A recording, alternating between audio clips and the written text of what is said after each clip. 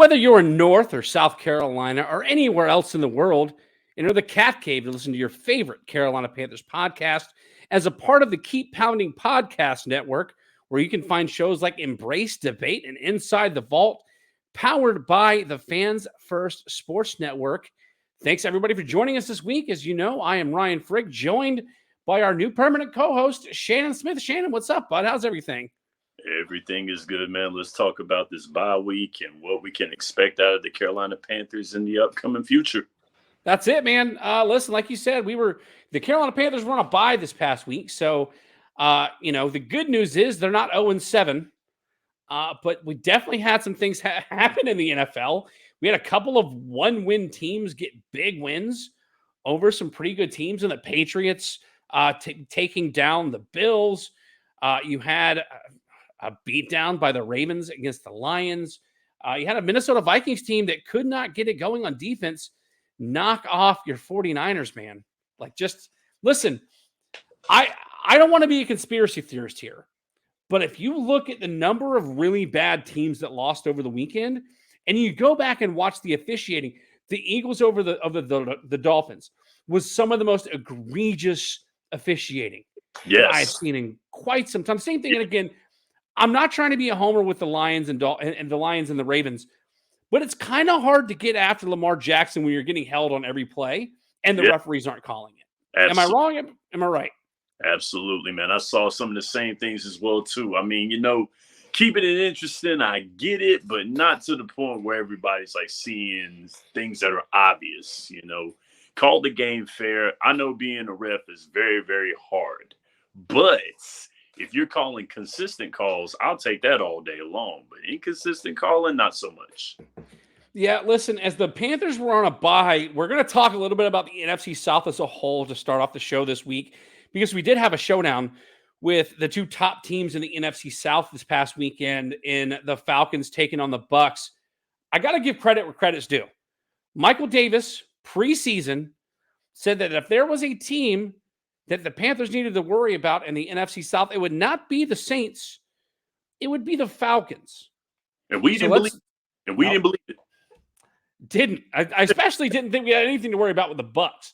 Exactly. Well, we're gonna talk about the NFC South, and we're gonna go through each team in the South to sort of see where the Panthers stand, and we're gonna have a discussion on whether or not we think the Carolina Panthers have a chance to come back, because the first place team in the NFC South are the Atlanta Falcons, but they're sitting on 3 losses.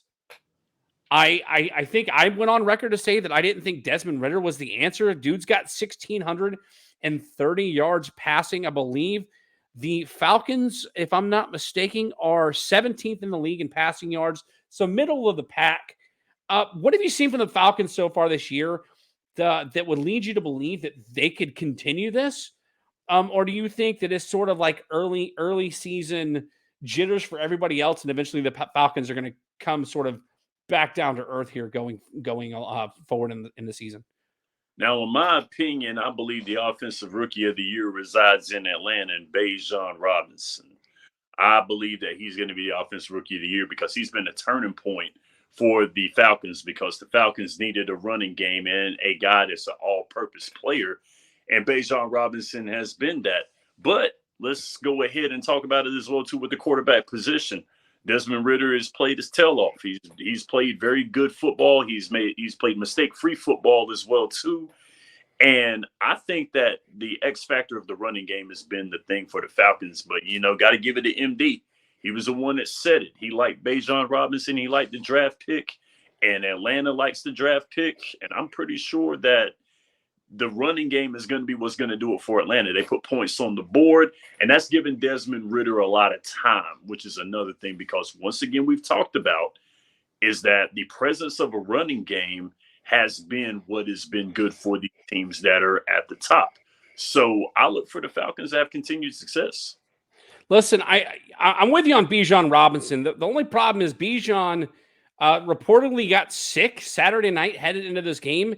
I think he played 6 total snaps in this game. The NFL is now investigating the Falcons on why they did not disclose the illness in the injury report for Bijan Robinson. But to your point, Bijan Robinson on the season, averaging 5 yards a carry, 404 rushing yards, Tack that along with 189 receiving yards and 2 scores through the air for Bijan Robinson. The leading receiver, Drake London, has shown spurts here and there of being that playmaker that I think everybody was hoping that tight end Kyle Pitts would be. Kyle Pitts, listen, I still think he's getting wasted away. I think so. Look, Bijan Robinson's got a lot of yards, but he's not putting a lot of points on the board. 6 touchdowns, 6 interceptions for Drake London. Here's the thing that kind of trips me out about Atlanta. Yeah, their offense is sort of, as far as scoring and yards, middle of the pack, right? Mm-hmm. I think, like I said, 7th in passing yards, 13th in total yards, so above average in total yards, 8th in rushing yards. They are in the top 10 in rushing yards in the league. But you look over at the defense; they are allowing the 2nd fewest yards. If you're watching over on the Tobacco Road Sports Radio's YouTube channel, 7th in passing yards allowed, 8th in rushing yards, 9th in points allowed. This is a top 10 defense. Do the Atlanta Falcons have? And so I think that if they're going to be able to hold this position and continue to get better, they're going to have to be this top 10 defense that we kind of expected the Panthers to be moving forward. But if you can't be efficient on offense with the quarterback play, now granted, Desmond Ritter's completing 65% of his passes, but when you're not able to finish drives and get it into the end zone, once again, 29th in scoring offense. They're moving the ball, but they are in the bottom 4 in the league in scoring. They're going to have to find a way to score some points to help out this top 10 defense for the Falcons, or they're going to let somebody come up and take that number 1 spot, especially considering the Falcons sit at 4-3. They're almost 500, and the 2nd place team in the NFC South is also a 3-loss team in the Tampa Bay Buccaneers, who lost to the Atlanta Falcons. I think you would agree Baker Mayfield has been a pleasant surprise for Tampa Bay Buccaneers fans. 8 touchdowns to 4 interceptions. Again, 65% completion percentage for him this season. What have you seen from the Bucs this year that sort of makes you go, well, we left them for dead. I guess they're better than we expected them to be. Yeah, the thing about it is we really did kind of sleep on Tampa Bay. I know I did. I slept on Tampa Bay because I felt like Baker Mayfield was not the guy because of how he did in Cleveland and how he did in Carolina. And for that matter, what he did in L.A. He had 1 comeback win in L.A., and that's all he did. Yes, exactly. He won that 1 game, and there you have it. I mean, he got a sign of life after that. Once again, Michael Davis calling Baker Mayfield a bust when we had the out-of-pocket show as well, too. Shout out to MD. But I feel like the success of Baker Mayfield begins and ends with the big man. Johnny Manziel's favorite target. Why can't I remember his name? Lord Jesus, why can't I remember his name? Mike Evans. There we go. It begins and ends with him. He was Brady's guy, and he's Baker Mayfield's guy. I think his continued health is the reason for this Tampa Bay resurgence as well, too. And the fact that Baker Mayfield might be doing a pretty good job of not throwing to the other team as well. And he's got a line, which is another thing. He's got a line. And so that works out, and it bodes well for them because Tampa Bay can put points on the board. I mean, if I'm not mistaken, I believe they've got the most points. I believe points 4 in the NFC. I don't think, maybe in the NFC South. In the NFC South, not the NFL. No. Yeah, in the NFC South, let's see. It looks like they're second most. They're second scoring most in the NFC South. Believe it or not, the Saints are number 1. Yeah. I'm with you. Baker Mayfield, 2-1 touchdowns to interceptions so far in the season. It's not that hard to play decent quarterback when you've got the Twin Towers and Chris Godwin and Mike Evans throwing the ball. Yes. Each of these guys have upwards of 400 yards. Godwin just under 400 yards on the season. Mike Evans, 468 yards, 4 touchdowns. Godwin has not found the end zone yet this year. The thing that worries me, if I'm a Tampa Bay fan, is the running game. Mm-hmm. They are 27th in total yards. So despite the yards that Baker Mayfield's put up, 1,300 passing yards, almost 1,400 for Baker Mayfield. They are 26th, tied for 26th in the NFL in scoring offense. They are 29th in rushing yards. If you're looking at the ticker across the bottom of the screen over on the Tobacco Road Sports Radio channel, their YouTube channel, easy for me to say. I didn't even put down Rachaad White because his rushing numbers were just so abysmal. When you have the fourth fewest rushing yards in the league, eventually you are going to be able to get pressure on Baker Mayfield. Now, Baker Mayfield has only been sacked 8 times this season compared to a whopping 20 that the first place Falcons have given up to Desmond Ridder. So they're, like you said, they're protecting him well enough to keep him from getting sacked.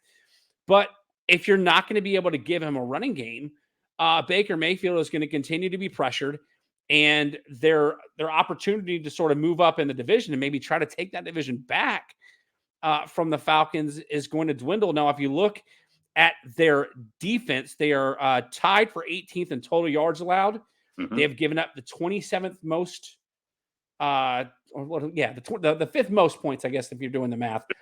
They rank 27th in the NFL in passing yards. I'm trying to let the ticker go across here.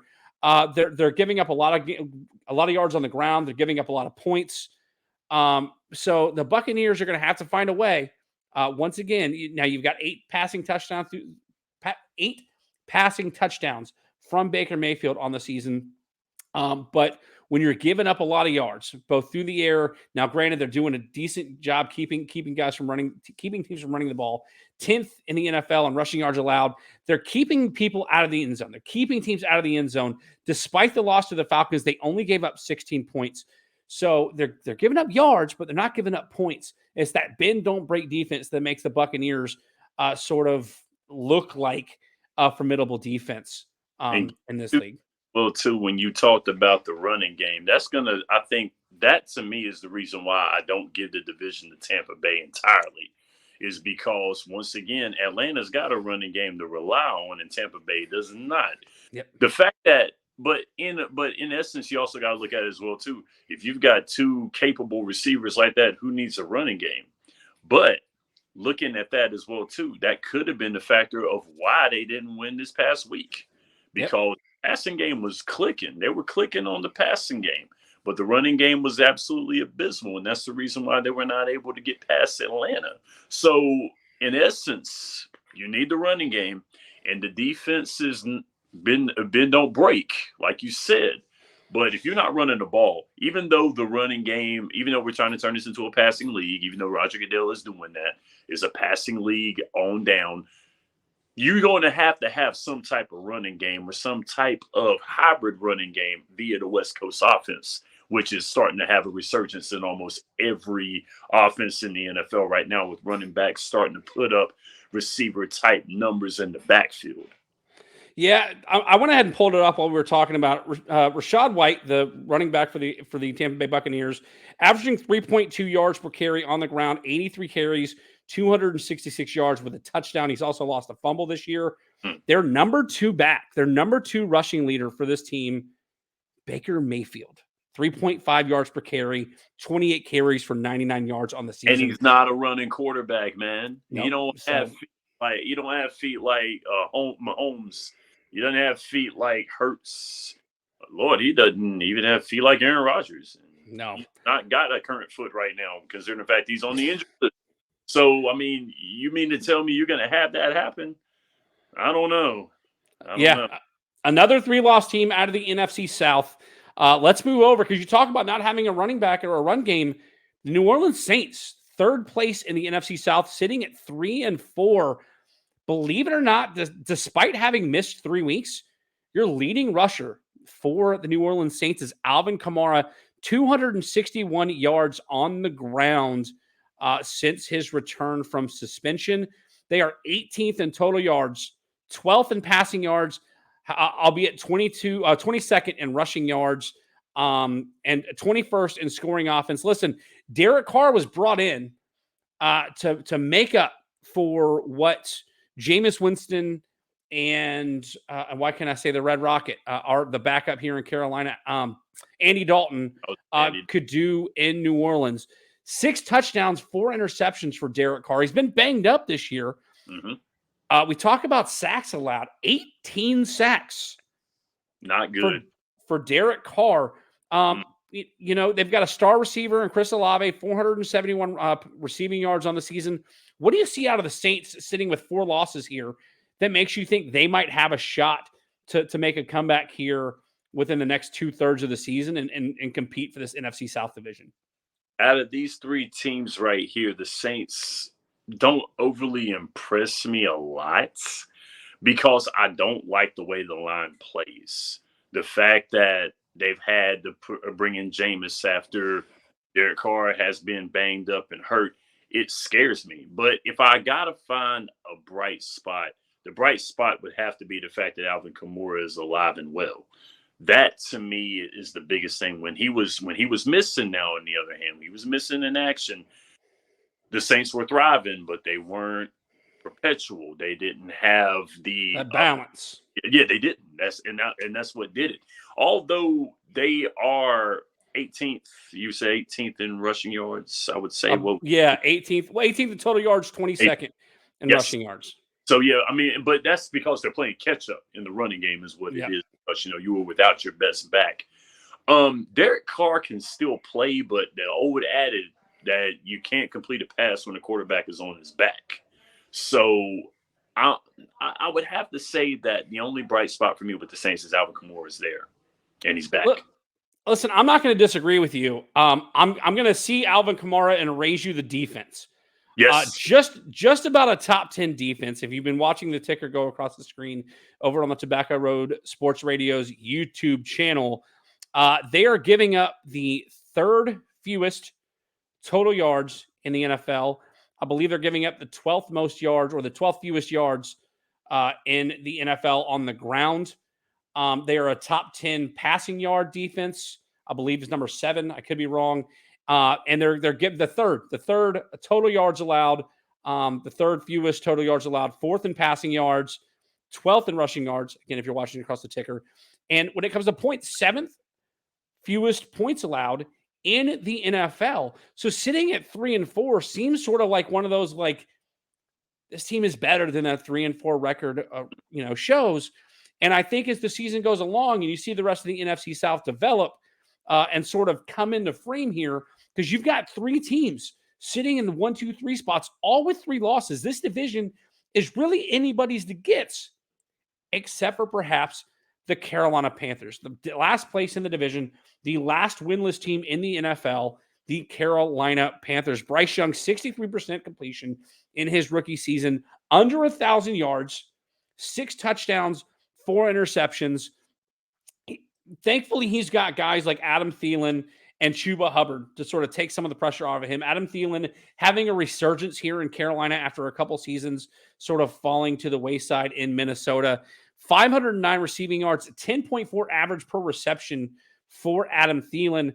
And then Chuba Hubbard, which we may or may not be able to get to later in the show, your leading running back for this offense, averaging 4.5 yards per carry, 242 yards on the ground. He's also got 13 catches, 59 yards on the season. Listen, I mentioned that obviously the Panthers are 0-6, but my math tells me that they're only about 3 games away from making this division competitive. They came back last season, albeit a game away from beating Tampa Bay in week 17 last season. That if they had won, they would have been in the playoffs.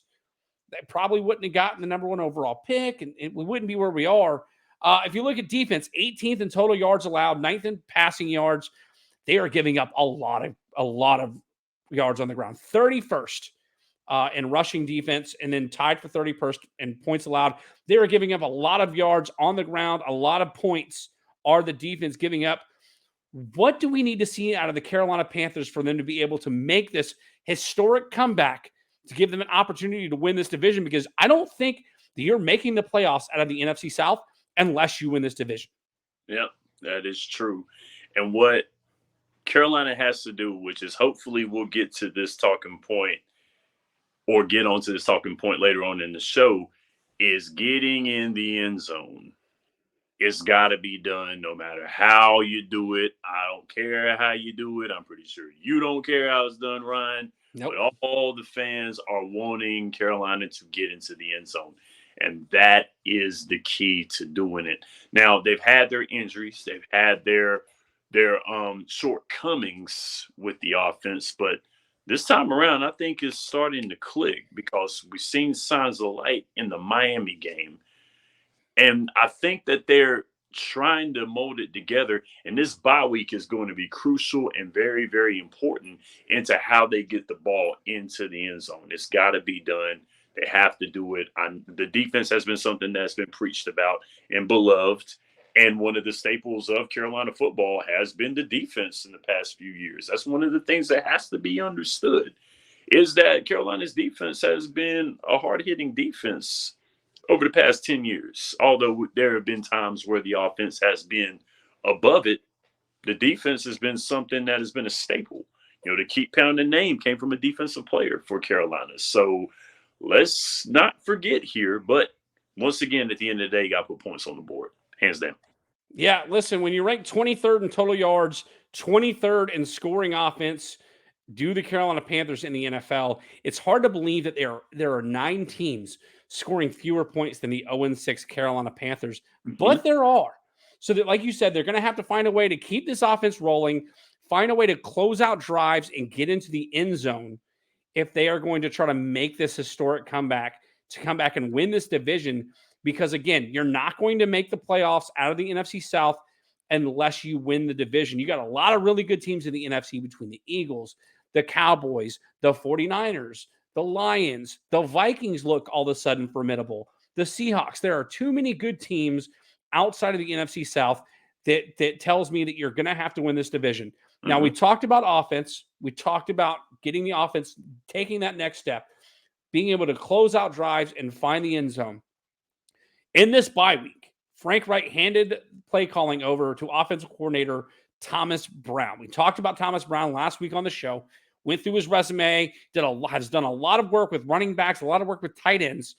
I'm hoping we're going to be able to get to the next topic before we close out the show, because it seems to me that Thomas Brown is the type of guy who is going to run his offense through the run game with as much experience he has dealing with running backs. What do you think this offense is going to look like under Thomas Brown? Well, before I get into that, let me answer that with a comment that we got on the last show, and that's from Gillian Granum. Hopefully I got that right. Gillian Granum, 1978. Give a shout out to that person I'm saying there because, hey, I have a unisex first name, so people think they're talking to a woman. I speak. So with that being said, I'm paraphrasing what was said. Coach Reich took a new team, a quarterback that wasn't prepared for the speed of the NFL, and did the play calling himself. And he did what good coaches did and shouldered the blame by doing the play calling with this untested team. He called safe plays because the line was bad and Bryce needed to adjust to the speed of the game. Bryce is now coming along. Enter Thomas Brown. The first half of the Miami game may have been his design, Thomas Brown meaning, but Coach Reich had to test it himself and see if it works. So pretty much, in essence, Coach Reich sacrificed himself for his rising star offensive coordinator, because we've heard words like genius being thrown around, offensive guru being thrown around in regards to Thomas Brown. So what I want to see is that running game actually do something. Chuba Hubbard had 88 yards and a touchdown, a sign of life for that offense, and Bryce was starting to go downfield a little more. So if Thomas Brown is what he's doing, if what he's doing was that design of that Miami game, we might see a little more out of this offense. I think that the running game will have to be plugged in. It'll have to be, because there needs to be a balanced attack. So I'm thinking that we're going to see a little more Chuba Hubbard. Yeah, I think we're going to get a little more creativity. I think he's going to open up the playbook a little more. They started opening up the playbook in that first quarter against Miami and went up 14-0. And then it felt like they took their foot off the gas. You can't do that with an offense like the Miami Dolphins have. And then obviously when you get behind, you give up 35 unanswered. You're going to have to adjust the gameplay, adjust the play calling to try to stop the bleeding. And the Carolina Panthers couldn't do it. I'd like to see Thomas Brown again. The Carolina Panthers, when they have been most successful, have had a solid, efficient, effective game running the football. Whether it was Stephen Davis in the early 2000s, whether it was D'Angelo Williams and Jonathan Stewart, shout out to Jay Stu over on Dez's show. Believe in Panthers podcast. You can find it on the Tobacco Road Sports Radio's YouTube channel, and you can find it over on the Keep Pounding Podcast Network. But when you had those guys being able to run the football efficiently, the offense is clicked, and you've been able to set up the pass through the run, set up the play action through the run, and I think you're going to have to be able to do that in order to get some creativity and excitement out of this offense, which is something we have not seen since the Cam Newton days when he was in his prime. This offense has struggled mightily since Cam Newton went down with an ankle injury and a shoulder injury. And so it'll be interesting to see what Thomas Brown can call this weekend against the Houston Texans. But I mentioned shoulder surgery. I mentioned running backs. There's a question that needs to be talked about. Miles Sanders dealing with a shoulder surgery, did not play against Miami, and Chuba Hubbard was the recipient of yards. He was a recipient of plays being called for Chuba Hubbard, despite out-carrying Chuba Hubbard on the season. 61 carries, 190 yards for Miles Sanders. Two fumbles lost by Miles Sanders with a touchdown. He's also got 81 yards through the air. If you look at Chuba Hubbard's numbers, 4.5 yards per carry, 242 yards on 54 carries with a touchdown. He's also got 59 yards through the air. It seems like even though there was one drive into one of the games where Chuba Hubbard was getting force-fed the ball from Andy Dalton towards an end of a game, Miles Sanders has still been more effective through the air. I posed this question last week because I wanted to know what your thoughts were on whether or not it was time for Carolina to move on from Miles Sanders. Now, granted, we don't know what the future holds for Miles Sanders this week because of his shoulder injury. They're optimistic about what he can still bring to the table. They gave him a lot of money in the offseason. Who should be the number one running back for the Carolina Panthers moving forward? Well, I'm a firm believer in giving it to the hot hand. So I think until Miles Sanders shows that he is healthy, Chuba Hubbard's got to be where you're going. I mean, he had a very good game against Miami, and I think that you got to go with the hot hand. It makes sense. They talked to Frank Reich. The press talked to Frank Reich about where he stood with this, and Frank Reich did the smart thing. He didn't say yay or nay. He said, "We love Miles. We love him, but Chuba had success, so we're going to see," which is the smart move. But the way I look at it, I don't think Miles Sanders is completely done. And yes, you paid him a good chunk of money, but you got to go with results on this one. Got to go with Chuba. Chuba has been more effective with the fewer opportunities that he's had. I hate that Miles Sanders has not been who they wanted him to be. I'm hoping that if they can open up this playbook and Miles Sanders can get healthy, that Miles Sanders can return to form and be that running back that he was for the Philadelphia Eagles last season and show everybody why he deserved this paycheck that he got from the Carolina Panthers for the rest of the season. Speaking of the rest of the season, we are in it. Sunday, 1:00 kickoff. The Houston Texans, a 3-point favorite at the Carolina Panthers. We get a matchup between the number 1 and number 2 overall picks in this year's NFL draft. Matter of fact, the number 1 versus the number 2 and 3 picks in the NFL draft. When we see Bryce Young take on CJ Stroud and the Houston Texans, the Texans, a surprisingly sneaky team. And I don't know why I can't say his name. Their new head coach, is it D'Amico Ryans? D'Amico Ryans. He has done an incredible job with a team that many people thought was going to continue to be the worst team in the NFL. And albeit the 0-6 Panthers are a 3-point home dog. Shannon, do you think the Carolina Panthers can pull this out and get the upset over the Texans at home? You know what? I think it's going to be a new look Panthers coming out of the bye week, and I think they do it. I think they do it at the very last 9 seconds. I think it's going to be 7 points. I think the Panthers can do it. I mean, This is going to be a good setup. It's a good matchup of 1 and 2. I think Carolina gets it done. Listen, I'm right there with you. I don't know if I've ever said this. I am the ultimate optimist with this Panthers team. They're 0-6, but there is room for improvement. There's room for growth. And I'm not going to give up on a team after one season, albeit as of right now, they've given the Chicago Bears the number 1 overall pick in next year's draft. But I think that changes this week. I think the Panthers might get their first win this coming weekend. Shannon, we're up against it. Anybody you want to shout out before we sign off tonight? Actually, I do. I want to shout out my mom and dad, Greg and Darlene Smith. My mom is still reeling over that Dolphins loss. My pop's one of the biggest Panthers fans that I know.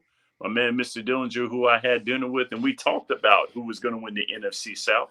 And also to Burning Gundam 77, who said that we need a real fan as part of this show. I know he was giving me a kick in the face. So this one's for you. Listen, I wear a Panthers jersey. This is the first time on the show that I have not worn Panthers gear. This is a Greenville hat, my home location. So we've got plenty of real fans. Yes. Now, if we bring Michael Davis back on the show, I don't know if he's. I'm kidding. No. No, Shannon, this has been fun once again. If you want to go find me on my other show, you can go to Twitter at Tapouts and TDs, Facebook.com/Tapouts and Touchdowns. Again, wrestling shows on Mondays. We do a live football show Wednesday nights over on Facebook.com/Tapouts and Touchdowns, or our YouTube channel, YouTube, I guess, .com/Tapouts and Touchdowns. You spell it out, and you can come and be a part of the show. We always love the interaction, and we talk a lot of fantasy football over there. So come find me over on social media. But until then, you may now exit the cat cave, but make sure you listen to more content on the Tobacco Road Sports Radio's YouTube channel and more Carolina Panthers themed podcasts on the Keep Pounding Podcast Network, powered by the Fans First Sports Network. For Shannon Smith, I'm Ryan Frick, and we'll see you next week right back here in the cat cave. Go Panthers.